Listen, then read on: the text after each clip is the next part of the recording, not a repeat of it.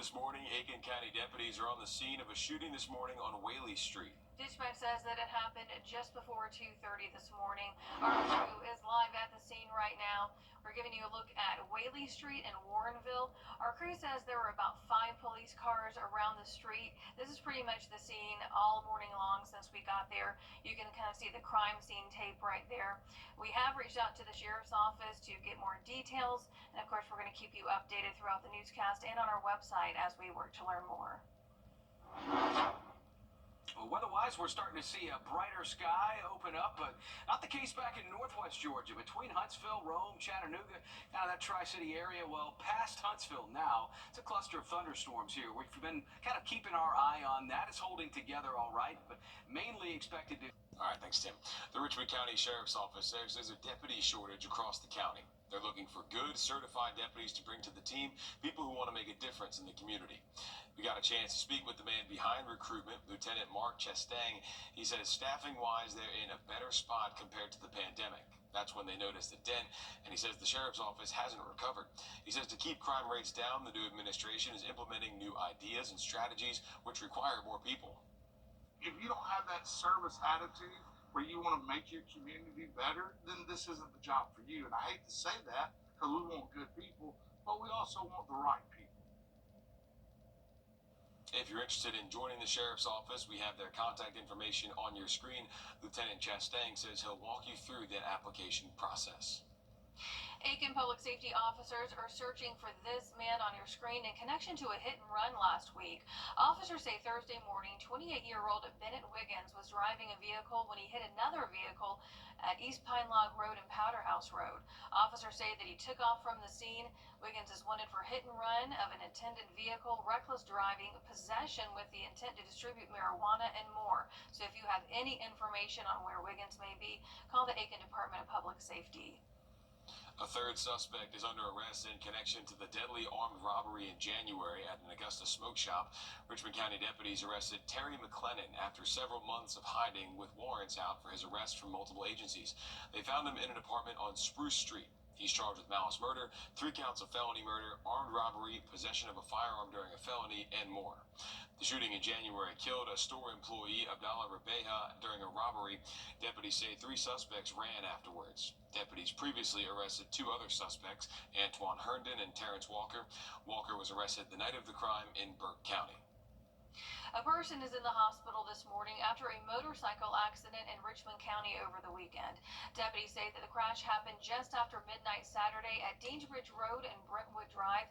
They say the motorcycle was driving on Deansbridge Road when the other vehicle pulled out of a bar in front of the bike. That crash is under investigation this morning. A motorcyclist was killed in Aiken County after hitting a power line. Authorities say 53-year-old Jamie Weaver hit a power line from a downed traffic light at Highway 25 near Sweetwater Road. He was pronounced dead at the scene. An autopsy is scheduled for this week, and an investigation is ongoing. A driver in Saluda County is recovering after a tree fell on their car. Rescuers had to tunnel into the wreckage to get them out. Officials say that last week's heavy rainfall caused several large trees to uproot. A firefighter was also treated for minor injuries at the scene. Heads up for people in Richmond County this week. If you hear or feel explosions, don't be alarmed. Richmond County Sheriff's Office Bomb Squad is having explosive training. It's from 8 to 5 each day through Friday. The training is going to be taking place at the Sheriff's Office Training Center on Greeland Road. Happening today, a Florida organization is coming here to help a local rescue. Overcrowding in our shelters is starting to become a concern. Today, a Florida organization is coming here to help a local rescue. Overcrowding in our shelters is starting to become a concern. Nearly every shelter is full. Jordan's Way is headed to Aiken so their team can raise money for Home for Good dog rescue. Anyone can show up to donate, meet the pets in need of a family, or just have a little fun out there. An organizer says the main thing they want to show is the animals do not belong on the street. Jordan's Way is going to help us not only vet a lot of these animals and get them adopted way quicker, but they're also just a great benefit for the community to get people involved and try to help people understand what we're all going through as rescues and shelters. You'll find the fundraising event at the Home for Good Dog Rescue on Whiskey Road. You'll get to play games, listen to music, explore an open house for a new vet clinic, and more. That is from 10 to 1. We're on your side this morning with a traffic alert out of Columbia County. Crews are going to be closing the far right turn lane on the westbound exit 190 ramp to Lewiston Road. That closure is part of the lane widening project. It's today and tomorrow from 9 to 2:30 p.m. Federal cuts could impact programs for kids in the state of Georgia. We're going to hear what some parents have to say coming up. Well, we're watching a few storms that are continuing to track close to Atlanta this morning. We'll see if that's going to impact us here first half of the day. What is sticking around is 90-degree weather for the first couple of days this week. We'll talk more about it when we come back.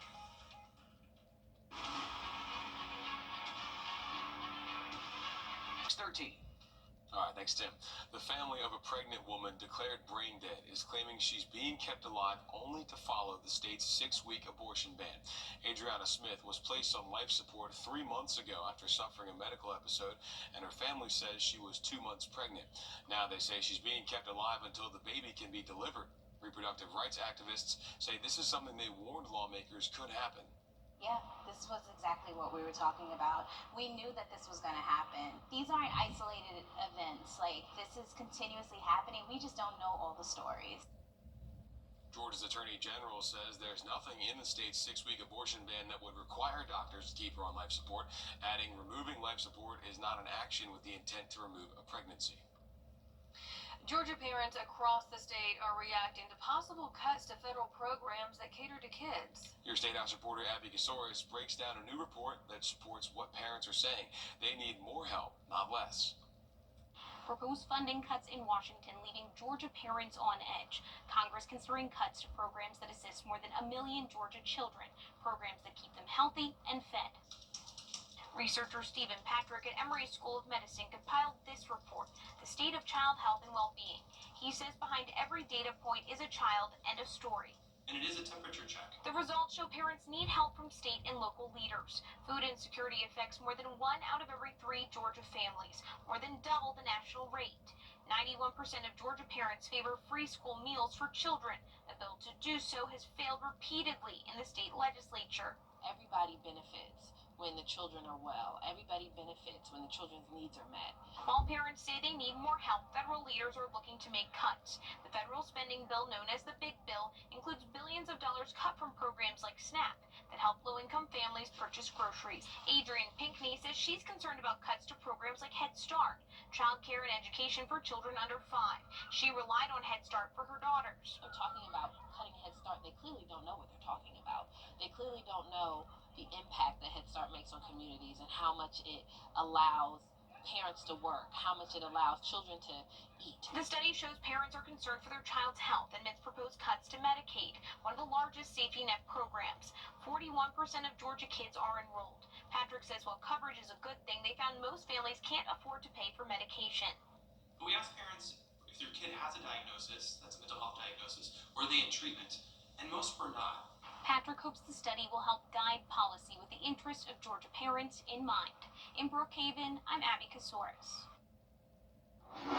All right, time for our Take Me Home segment. We're joined by Bobby York.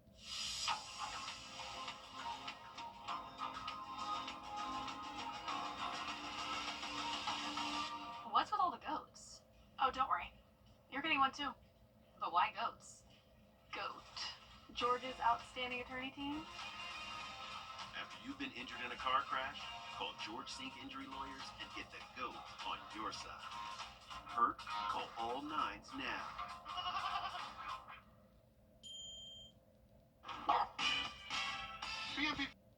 Pine Hill Church has been in the Augusta community for 100 years. Saturday, it held a community bash reintroducing themselves. Leaders say the goal is to have a good time and learn about some of the services the church offers. They had food, music, bull riding, face painting. The organizers say they want to become part of your family. We're Pine Hill Baptist Church here in Hepzibah. I think the church has been around here for 100 years. So it sounds kind of funny that we're introducing ourselves to the community, but there are a lot of folks that's moved into the community that's not affiliated with us. And what we're trying to do is just reach out to them. Organizers say the church isn't just a building, it's a place of community, and all walks of life are welcome. Cleanup continues at the Augusta Riverwalk. City officials shut down the Riverwalk last week to clear debris from Hurricane Helene. This is what it looked like on Friday. Officials say initial debris removal was completed shortly after the hurricane, but large debris like tree stumps and root balls were left behind. Inmates are hard at work using heavy equipment to restore the Riverwalk back to life, and the director of Augusta Parks and Rec is urging you to be patient. We're trying to get out here to get this work done as quickly as possible. With the crews that we have, we ask that the public be patient with us while we're getting through this, and then we want to make it safe as possible. So if you're, thinking about coming to the Riverwalk, just wait a little bit longer before we come out Riverwalk, and then that way we can open it back up. Cleanup is expected to last about 2 weeks, and the Riverwalk is expected to reopen on the 27th. The Saturday market will still operate at its normal time and location.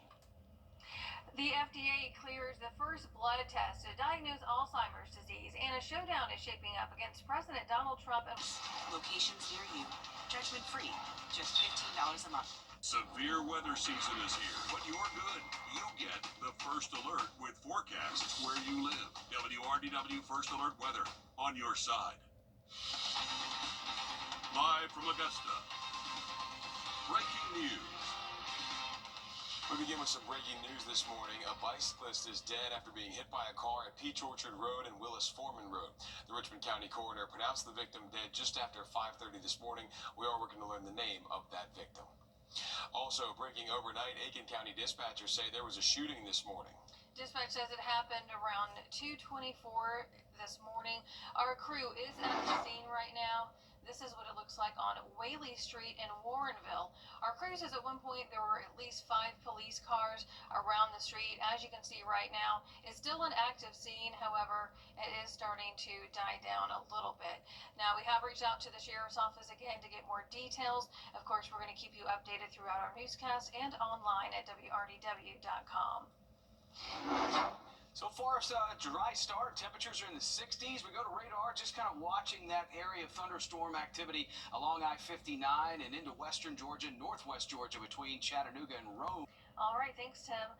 Across the country and here at home, law enforcement agencies are in need of deputies. The Richmond County Sheriff's Office is one of them. They say that since COVID, there's been a big dent in staffing levels. And compared to last year, they're already doing better in staffing, but they say there's still open positions to fill. Really preach the togetherness of the sheriff's office. There's just extreme amounts of camaraderie here. We are a family. That can make the difference in the job, is how you work with your other people. Despite the staffing issues, the Sheriff's Office says that there's a decrease in the crime rate. In the first 130 days of Sheriff Eugene Brantley's term, there's been a 25% drop. And if you're interested in joining the Sheriff's Office, here's how you can get in touch with the agency. That information is right there on your screen, and Lieutenant Chastain says he'll even walk you through that application process. Former Augusta Commissioner Richard Coldclaw died in his home on Friday. The Richmond County coroner says he died of natural causes. Coldclaw served as commissioner for 7 years, resigning in 2006 during his second term. But he still remained engaged with the community, even appearing with other former city leaders to help Mayor Garnett Johnson secure a full vote on the commission. He's the second local commissioner to pass away recently. Last Tuesday, former Commissioner Bernard E. Harper was found dead in his apartment. Richmond County deputies arrested a third suspect in connection to a 2022 murder in Augusta. Deputies say Ricardo Daggett was wanted for murder in connection to the death of 46-year-old Ahmed Hill on Tullox Hill Drive. Daggett was caught during a traffic stop by U.S. Marshals Southeast Regional Fugitive Task Force and other agencies. 2 other suspects are already arrested, Angel Burley and Stephanie Overton. Both were arrested shortly after that shooting.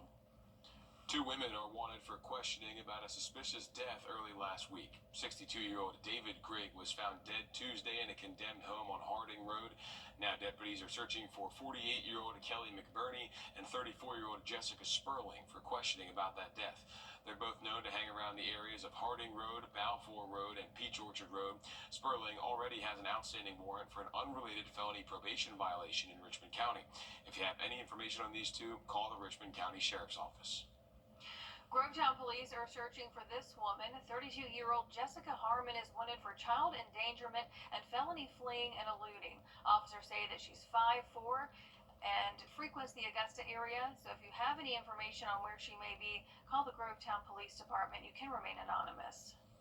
A 16-year-old is dead after a police chase ends in a crash in Beach Island.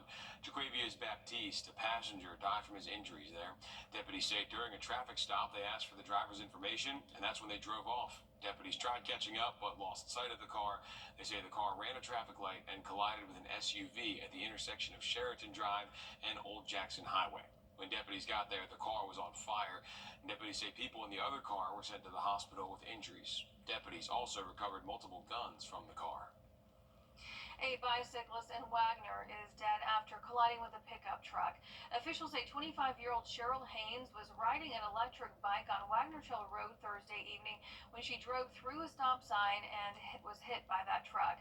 She died after being taken to the hospital. Investigators do say a toxicology analysis is pending and this investigation is currently ongoing. 6:35 now. Coming up today, a national fundraiser is coming to the Home for Good Dog Rescue to help raise money and get dogs adopted. Each year, the Jordan's Way Tour helps shelters and rescues all over the country, raising millions of dollars for shelters. And with nearly every shelter in the CSRA being full, this will help get dogs to loving families. And if we can't get you to come out and adopt and help us out and get them homes, we cannot continue to save them and get them off the streets or out of the shelters. If you can't get there in person, there's also going to be a live event online where you can donate.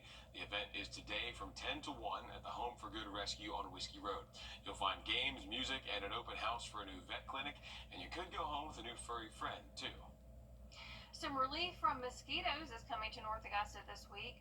The city's mosquito control program will begin to spray low levels of mosquito magician in various parts of the city. It's an environmentally friendly product with different essential oils to reduce the number of mosquitoes. The spraying is going to begin this week and continue through October from 3 to 6 a.m. If you want your property excluded from spraying, you do need to submit a mosquito spray exclusion form, and you can find that on the city's website. We do have a heads up for people in Richmond County this week. If you do hear or feel any explosions, don't be alarmed. The Richmond County Sheriff's Office Bomb Squad will be conducting explosives training from 8 to 5 each day through Friday. The training will be at the Sheriff's Office Training Center on Greenland Road. Still ahead, Republicans hold a supermajority in South Carolina's Senate for the first time in more than a century. We're going to take a look at what they've been able to accomplish with it coming up. Well, our morning commute looking just fine here as we keep those 90-degree temperatures coming our way first half of the week. We're going to track the chance for a few storms in the afternoons. Much more after that coming up. Stay with us. We haven't had an ER. For the first time in more than 150 years, Republicans have a supermajority in the South Carolina Senate after big wins in last year's elections. Well, we want to know how much of a difference did it make with the first legislative session with that supermajority in place now wrapped up. Your South Carolina State House reporter Mary Green explains what leaders in both parties have to say. For a party to have a supermajority in South Carolina's General Assembly, it must have at least 2/3 of members in a chamber. Republicans picked one up in the House of Representatives 3 years ago and have since maintained it.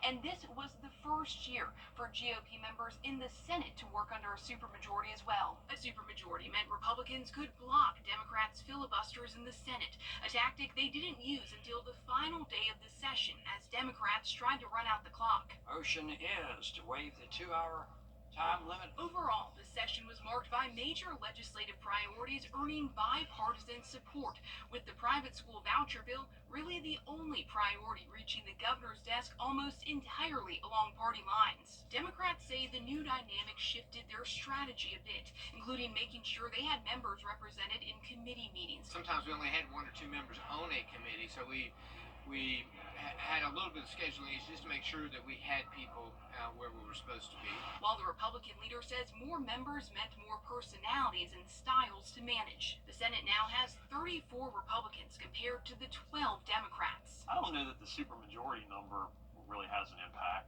I mean, that being over 31, I don't know that makes makes a big deal. We have a significant majority, and that certainly impacts our ability to do things and to move things around. But both parties' leaders emphasize Columbia isn't Washington, and they say relations remain cordial between them this year.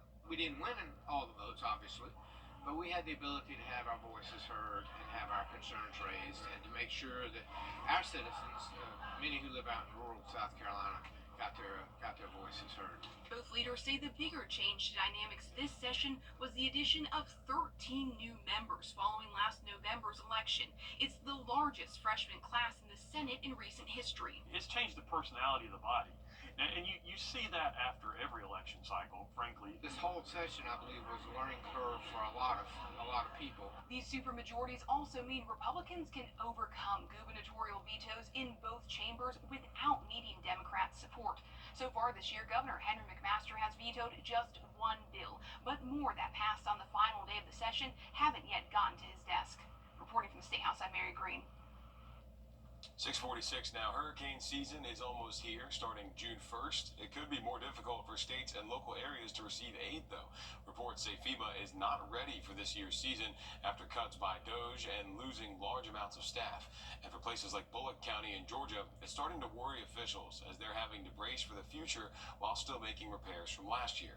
Without that funding, we would be in trouble.